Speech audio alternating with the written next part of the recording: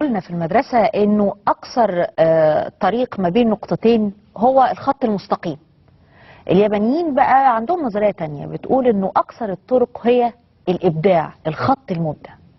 في اوساكا بيعملوا هاي واي، طريق سريع طوله حوالي 240 كيلو متر، طريق جامد يعني.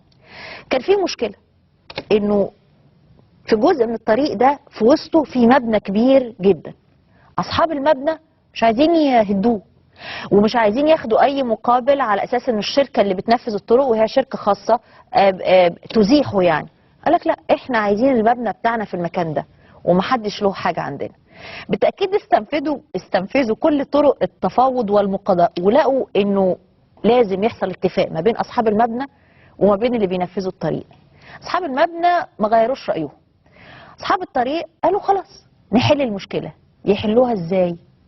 انه يعاد تصميم المبنى ويمر الطريق السريع من داخل المبنى. الصورة دي صورة حقيقية. الطريق الهاي واي ماشي اهو، وبعد كده الاشارات، وبعد كده يدخل شبه النفق ده جوه العمارة.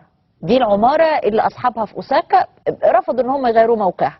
الطريق ده مش ارضي، ده طريق علوي، يعني في لقطة هتيجي بعد كده هتشوفوها حضراتكم، هتلاقوا انه مرتفع عن الارض.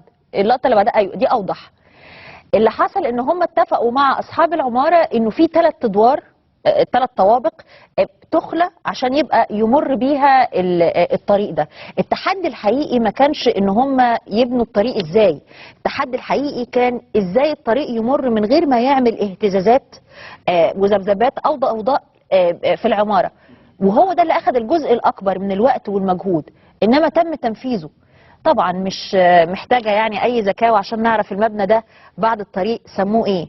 سموه برج الطريق او برج النفق، لانه بيمر بداخله هذا الطريق الهاي واي السريع.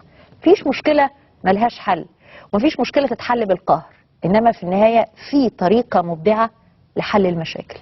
بعد الفاصل هيبقى عندنا مشاكل كتيرة بس مش عارفين هنتعامل معاها بإبداع ولا لا.